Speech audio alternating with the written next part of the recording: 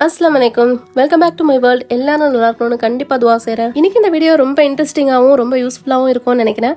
இந்த வீடியோ வந்து வியாழக்கிழமை மத்தியானம் மேல இருந்து ஷூட் பண்ண ஆரம்பிச்சேன். இந்த மந்தோட மந்த்லி groceries-லாம் வாங்கியிருந்தேன். சோ அதுக்கான பாக்ஸ் எல்லாம் வந்து காலி பண்ணி கழுவி வச்சிட்டேன். அது கழுவுன காஞ்சதுக்கு அப்புறம் நல்லா தொடச்சிட்டு வாங்கின ஐட்டத்தை எல்லாம் ஒன் பை ஒன்னா கொட்டிட்டு அதை எல்லாத்தையும் அந்த டப்பால போட்டு வச்சிட்டு இருந்தேன். நான் போட்டு வச்சிட்டு இருக்கிறதுக்காக எனக்காக ஹெல்ப்புக்கு வந்து இவங்க ரெண்டு பேரும் உட்காந்துட்டு இருக்காங்க. எதுக்குன்னு தெரியல. நான் அதுல ஒவ்வொரு பாக்ஸ்லயும் போடும் போது அந்த சவுண்ட் வரும் டப்பு டப்பு டப்பு திரும்பி பார்த்துட்டு இருக்குது. இவன் ஜெயின் என்ன நினைக்கி வாசல் பக்கமா சவுண்ட் அந்த பக்கம் பேசுற சவுண்ட்லாம் வருதுன்னு சொல்லிட்டு அங்க யாருன்னு பாத்துக்கிட்டே உட்காந்துருந்தான். மந்த்லி ஒன்ஸ் வந்து மொத்தமாக சாமான்லாம் வாங்கிடுவேன். தேவையான ஐட்டம் ரொம்ப அதிகமாக வாங்கி டம்ப் பண்ணாமல் கொஞ்சமாக தான் வாங்குவேன். எல்லாமே ஒரு 1/2 kg அளவுக்கு தான் வாங்குவேன். அதிகமாக செலவாகிறது பருப்பு தான். அது வந்து துவரம் பருப்பு, அப்புறம் சிறு பருப்பு, அப்புறம் உளுத்தம் பருப்பு, இந்த 3 மட்டும் 1 kg வாங்கிட்டு மற்றது எல்லாமே வந்து 1/2 kg தான் வாங்கி வச்சிருவேன்.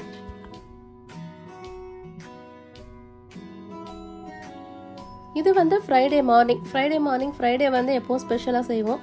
இன்னைக்கு வந்து ஸ்பெஷலாகவும் இருக்கணும், அதே சமயம் கொஞ்சம் டிஃப்ரெண்ட்டாக இருக்கணும்னு சொல்லிட்டு செய்யாத ஒன்று தான் ட்ரை பண்ணலான்னு சொல்லிட்டு கிரீன் சில்லி சிக்கன் தான் செய்ய போகிறோம். இதுக்கு வந்து ஒரு கைப்பிடி அளவுக்கு கொத்தமல்லி, ஒரு கைப்பிடி அளவுக்கு புதினா, ஒரு 5-6 பச்சை மிளகாய், இது எல்லாத்தையும் மிக்ஸி ஜாரில் சேர்த்துட்டு இது கூடவே வந்து ஒரு டேபிள் ஸ்பூன் அளவுக்கு சீரகம், ஒரு சின்ன துண்டு இஞ்சி, ஒரு 2 பல் பூண்டு, அதுக்கப்புறம் கூடவே வந்து ஒரு கட்டியான தயிர் 2 ஸ்பூன் அளவுக்கு சேர்த்துட்டு நல்லா நைஸாக வந்து அரைச்சி எடுத்துக்கணும். இதுக்கு சிக்கன் நான் பொடிசாலாம் வெட்டாமல் எல் ஷேப்பில் வந்து கட் பண்ணி எடுத்துக்கிட்டு அதுலேயும் நல்லா கீரல் போட்டு எடுத்து வச்சிருக்கேன். ஸோ இது கூடவே வந்து நம்ம அரைச்சதை சேர்த்துட்டு கூடவே கொஞ்சம் இஞ்சி பூண்டு பேஸ்ட்டு, அதுக்கப்புறம் உப்பு, அதுக்கப்புறமா ஒரு 2 டேபிள் ஸ்பூன் அளவுக்கு கார்ன்ஃப்ளவர்,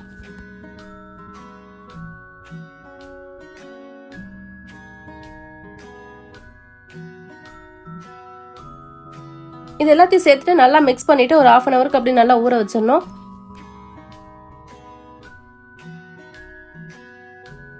மதியானம் லஞ்சுக்கு ரைஸ் வந்து பார்த்தீங்கன்னா பன்னீர் புலாவ் தான் செய்ய போகிறேன். ஸோ பன்னீர் புலாவும் இப்போ தான் ஃபர்ஸ்ட் டைம் ட்ரை பண்ணுறேன். பன்னீரில் வந்து நிறைய கிரேவிலாம் பண்ணியிருக்கேன், பட் வந்து ஃப்ரைட் ரைஸ் கூட பண்ணியிருக்கேன், ஆனால் புலாவ் செஞ்சதில்லை. ஸோ பன்னீர் புலாவ் செஞ்சுட்டு தான் இந்த கிரீன் சில்லி சிக்கன் வச்சிடலாம் அப்படின்னு சொல்லிட்டு. கிரீன் சில்லி சிக்கன் வந்து ட்ரையாக பண்ணாமல் கொஞ்சம் கிரேவியோட வச்சா அந்த சாப்பாடு ரைஸ்க்கு செட் ஆகும் அப்படின்றனால வந்து கொஞ்சம் கிரேவியோட வைக்க போகிறேன். புலாவுக்கு வந்து தேவையான அளவு ரைஸை வந்து ஃபர்ஸ்டே கழுவி ஊற வச்சுட்டேன். பன்னீரையும் வந்து கட் பண்ணிட்டு அப்படியே போடாம இதை வந்து கொஞ்சம் உப்பு அப்புறம் மிளகாத்தூள் போட்டு நல்லா எண்ணெயில ரோஸ்ட் பண்ணி எடுத்து போட்டோம்னா அந்த பச்சை வாசனை இல்லாம இருக்கும். ஸோ சாப்பிட நல்லா இருக்கும்.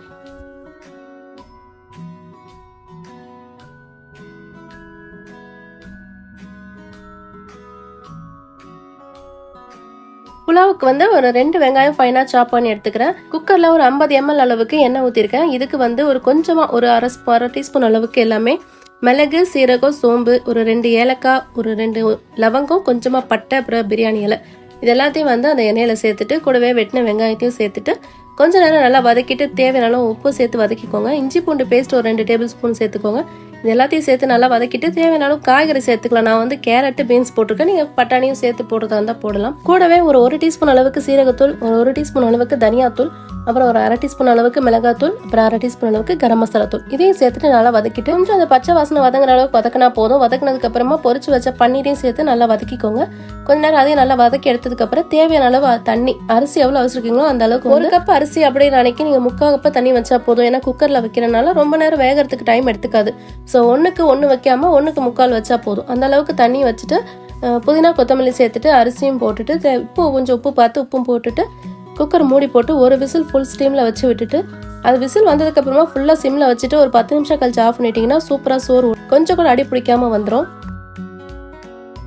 இன்னொரு பக்கம் பேன் அடுப்புல வச்சுட்டு எண்ணெய் ஊத்திட்டு எண்ணெய் நல்லா சூடானதுக்கு அப்புறம் விரைவி வச்ச சிக்கனை வந்து பொரிச்சு எடுத்துக்க போறேன். ஸோ அந்த மீதி இருக்கிற மசாலா வந்து அப்படியே வச்சுட்டு சிக்கனை மட்டும் ஃபர்ஸ்ட் வந்து பொரிச்சு எடுத்துக்கலாம். ஸோ ஒரு 70% வந்து நல்லா வெந்துட்டா போதும், ரொம்ப ஃபுல்லா வேகணும்னு அவசியம் இல்லை. ஒரு 70 to 80% அளவுக்கு வேக வச்சிடணும். இந்த பக்கமும் அந்த பக்கமும் நல்லா திருப்பி போட்டு நல்லா ரோஸ்ட் அளவுக்கு மூடி போட்டு வேக வச்சோம்னா சீக்கிரமா வெந்துடும். ஸோ நான் வந்து ஃபர்ஸ்ட் குக்கரை பெரிய அடுப்புல இருந்து சின்ன அடுப்புல மாத்திட்டேன். ஏன்னா குக்கர் வந்து கொஞ்சம் சிம்ல இருந்தா போதும், அதுவும் ரொம்ப தீக்கு லோவா இருக்கணும் அப்படின்றனால சின்ன அடுப்புல மாத்திட்டேன். இதை வந்து பெரிய அடுப்புல மாத்திட்டேன்.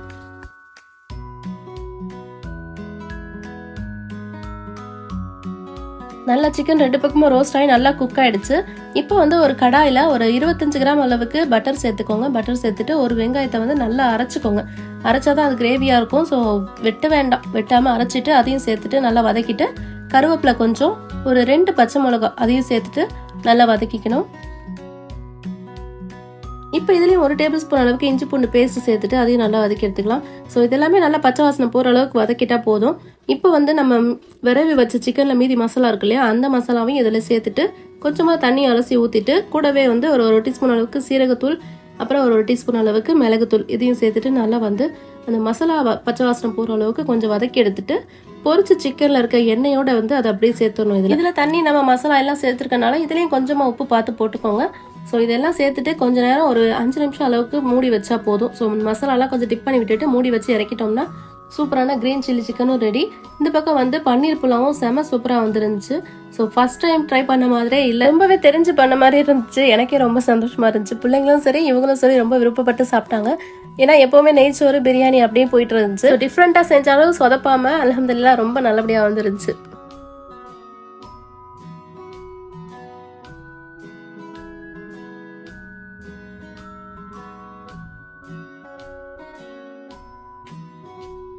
அல்ஹம்துலில்லாஹ் சாப்பிட்டு முடிச்சிட்டோம். எல்லாம் சாப்பிட்டு முடிச்சுட்டு ஜெயின் சராக்கும் சாப்பாடு வச்சுட்டோம். கொஞ்ச நேரத்தில் பார்த்தா காணோம், ஆளை காணோம். எங்கன்னு வந்து பார்த்தா அன்னைக்கு கீழே அவனுக்கு தண்ணி வச்சிருக்கு. அப்படி இருந்து மேலே செம்மில் இருக்க தண்ணி தான் குடிப்பாட்டு வந்து உள்ள வந்து தண்ணியை குடிச்சிட்டு இருக்கான்.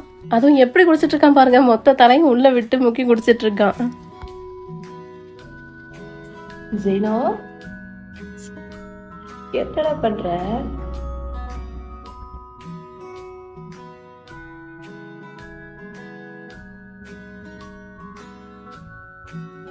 லாஸ்ட் டைம் புதினா வாங்கியிருக்கும் போது 2 புதினா வந்து அப்படியே காம்போட அந்த இதெல்லாம் இருந்துச்சு. சரி வளர்ற மாதிரி இருக்குமேன்னு சொல்லிட்டு ஒரு 3 நாள் தண்ணியில் எடுத்து வச்சேன். நல்லா தடுத்து வந்துருந்துச்சு. பார்த்துட்டு எனக்கு ரொம்ப சந்தோஷமா இருந்துச்சு. சரி இதை அப்படியே வந்து மண்ணில் மாற்றி வச்சிடலாம் அப்படின்னு சொல்லிட்டு. ஸோ செடி வளர்க்கறதுல ரொம்ப இன்ட்ரெஸ்ட். பட் வந்து நம்ம இருக்கிற வீடு வாடகை வீடுன்றனால என்னால் கரெக்டாக அதை கொண்டு போய் செலுத்தவே முடியல. பழைய வீட்டில் வச்சிருந்து அங்கேருந்து வரும்போது இந்த வீட்டில் வசதி இல்லைன்னு சொல்லிட்டு அதையும் அப்படியே விட்டு வந்துட்டோம். இங்கே வந்து கொஞ்சம் கத்தலாயும் அதுக்கப்புறம் ஓமவல்லி இலை அது 2ஐயும் மட்டும் வச்சிருந்தேன். அதுவுமே வந்து இந்த பெருச்சாளி வந்து தோண்டி தோண்டி போட்டு அதையும் நாசமாக்கிடுச்சு. ஸோ அதனால செடி வளர்க்குற எண்ணமே விட்டுட்டேன். இந்த மண் வந்து லாஸ்ட் டைம் வந்து ஒரு வாட்டி மணி பிளான்ட் வாங்கி வச்சிருந்தேன். அதுவும் வந்து வீட்டுக்குள்ளே வச்சிருந்து கொஞ்ச நாள் நல்லா இருந்துச்சு. அப்புறம் அப்படியே வந்து அழுகி போன மாதிரி ஆயிடுச்சு. அது தண்ணி ஜாஸ்தியாக ஊற்றிட்டோமோ என்னவோ தெரியல. ஸோ அந்த மண் அப்படியே இருந்துச்சு. அதில் வந்து இந்த புதினாவை வந்து ஊனி வச்சுட்டேன். இன்ஷா அல்லாஹ் பார்ப்போம், இது நல்லபடியாக வளரணும்னு துவா செய்யுங்க. எனக்கும் வந்து நான் ஊனும் போதும் நான் நேர்ந்துக்கிட்டே தான் வச்சேன், நல்லபடியாக வளர்ந்து வரணும்னு சொல்லிட்டு. அடுத்த வீடியோவில் வந்து இது எப்படி வளர்ந்துருக்கு அப்படின்றத நான் உங்களுக்கு கண்டிப்பாக காமிக்கிறேன். இப்போல்லாம் நான் எது செய்ய ஆரம்பித்தாலும் சரி என்னோட 2 பிள்ளைங்க கண்டிப்பாக அந்த வீடியோவில் இருப்பாங்க. ஏன்னா என்ன செஞ்சுட்டு இருந்தாலுமே சரி அங்கே வந்து 2 பேருமே அமைதியாக உட்காந்து பார்த்துக்கிட்டே இருப்பாங்க. அதுங்க பண்ணுறது அவ்வளோ க்யூட்டாக இருக்கும். அதுங்க பார்க்குறது அதுங்க வைக்கிறது எல்லாமே ரொம்ப அப்படியே மனசை கவர் பண்ணுது. இப்போலாம் வந்து பூனைக்குட்டிங்கன்னே சொல்கிறது இல்லை, ஜெயின் சரான்னு பேர் வச்சாச்சு. இப்போ எது சொன்னாலும் பிள்ளைங்க என்ன பண்ணுதுங்களோ, பிள்ளை என்ன செய்யுதுங்களோ அப்படின்னு தான் இருக்குது. ஏன்னா அவங்களுக்கு எத்தனை குழந்தைங்கன்னு கேட்டால் 4 குழந்தைங்கன்னு சொல்கிற அளவுக்கு ஆகிப்போச்சு. ஈவினிங் டைமில் பிள்ளைங்க ஏதாவது செஞ்சு தாங்கன்னு சொல்லி கேட்டாங்க. சரின்னு சொல்லிட்டு பிஸ்கெட் செய்யலாம் அப்படின்னு சொல்லிட்டு ஒரு 1/2 கப் அளவுக்கு நெய் எடுத்து மைக்ரோவேவ்ல ஒரு 3 நிமிஷம் அப்படின்ட்டு நல்லா சூடு பண்ணி எடுத்துக்கிட்டேன். இதுக்கு வந்து ஒரு எந்த கப்பில் நெய் எடுத்தனோ அதே கப்பில் வந்து 2 கப் அளவுக்கு மைதா மாவு எடுத்துருக்கேன். மாவில் நடுவில் நல்லா குறி மாதிரி பறிச்சுக்கிட்டு அந்த நெய் நல்லா சூடாக இருக்கிற நெய்யை வந்து அதில் ஊற்றிடுங்க. அதில் ஊற்றிட்டு ஒரு 1 டேபிள் ஸ்பூன் அளவுக்கு கருப்பு எள்ளு, ஒரு 1.5 டேபிள் ஸ்பூன் அளவுக்கு வெள்ளை எள்ளு, இது 2ஐயும் சேர்த்துட்டு நல்லா கொஞ்சம் அந்த ஹீட்லேயே வந்து கொஞ்சம் பொரிஞ்ச மாதிரி இதை வந்து கை வச்சு கலராமல் ஒரு ஸ்பூனை வச்சு நல்லா மிக்ஸ் பண்ணிக்கோங்க. ஏன்னா நெய் நல்லா சூடாக இருக்கும். ஸோ இது நல்லா மிக்ஸ் பண்ணிவிட்டு அதுக்கப்புறம் கொஞ்சம் ஆறின மாதிரி இருக்கோன்னே கையை வச்சு நல்லா பிணைஞ்சிக்கோங்க. கையை வச்சு நல்லா பிணையும் போதே வந்து நல்லா எல்லா பக்கமும் நல்லா பிணைஞ்சு விடுங்க. அந்த நெய் வந்து எல்லா மாவுலையும் நல்லா மிக்ஸ் ஆன மாதிரி இருக்கணும். நெய் இருக்கிற பக்கம் நல்லா உதுத்து விட்டு மிக்ஸ் ஆகாத மாவையும் சேர்த்து நல்லா மிக்ஸ் பண்ணிங்கன்னா எல்லாமே நல்லா ஈவனாக மிக்ஸ் ஆகி வந்துடும். ஸோ அந்த அளவுக்கு நல்லா மிக்ஸ் பண்ணி எடுத்ததுக்கப்புறம் இதில் வந்து ஒரு 2 டேபிள் ஸ்பூன் அளவுக்கு மில்க் பவுடர் சேர்த்துருக்கேன். அது கூடவே வந்து ஒரு 1/2 கப் அளவுக்கு சக்கரை. ஸோ இது 2ஐயும் சேர்த்துட்டு நல்லா வந்து மிக்ஸ் பண்ணிக்கோங்க. கூடவே ஒரு 1/2 டீஸ்பூன் அளவுக்கு சால்ட் சேர்த்துட்டு நல்லா மிக்ஸ் பண்ணிக்கோங்க. இது நல்லா பிணைஞ்சு எடுத்துக்கிட்டு கொஞ்சம் கொஞ்சமாக தண்ணியை ஊற்றி நல்லா வந்து ஒரு சப்பாத்தி மாவு அளவுக்கு பிணைஞ்சு எடுத்துக்கோங்க. கொஞ்சம் கொஞ்சமாக தண்ணியை ஊற்றி பிணைங்க, அப்போ தான் வந்து லூஸ் ஆகாமல் இருக்கும். சப்பாத்தி மாவை விட கொஞ்சம் கட்டியாகவே இருக்கணும். ஸோ அந்த அளவுக்கு நல்லா பிணைஞ்சு எடுத்துக்கோங்க.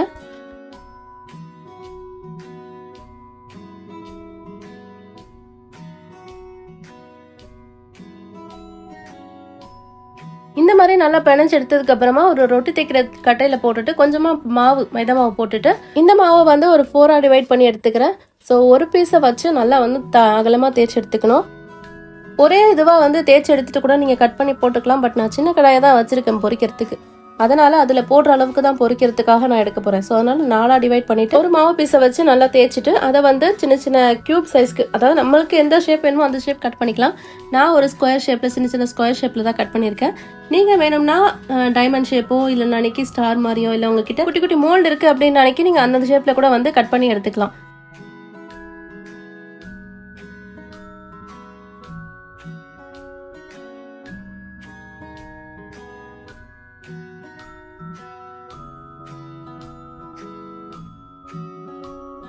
கட் பண்ணி எடுத்துட்டு எண்ணெய் நல்லா சூடாக இருக்கான்னு பார்த்துக்கோங்க. எண்ணெய் ரொம்ப சூடாக இல்லாமல் கொஞ்சம் லோ ஹீட்லேயே சூட் பண்ணிவிட்டு ஃபஸ்ட்டு போட்டுருங்க. போட்டுட்டு சிம்லேயே வச்சு நல்லா வந்து முருக விடுங்க. சீக்கிரமாக வச்சிட்டிங்கன்னா மாவு வேகாது. ஸோ நல்லா சிம்லேயே வச்சு பொரிச்சு எடுத்துட்டிங்கன்னா நல்லா கொஞ்சம் கோல்டன் ப்ரௌன் வந்த உடனே எடுத்துட்டிங்கன்னா கொஞ்சம் ஆற விட்டு சாப்பிட்டு பாருங்கள். நல்லா சூப்பராக முறுமுறுன்னு பிஸ்கெட் செம்மையாக இருக்கும்.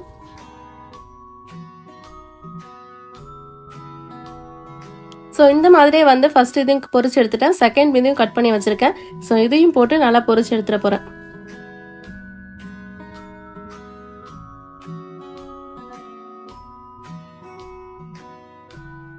எல்லாத்தையும் பொரிச்சிட்டு அதை வந்து ஒரு தட்டில் போட்டு கொஞ்ச நேரம் ஆற வச்சிடலாம்.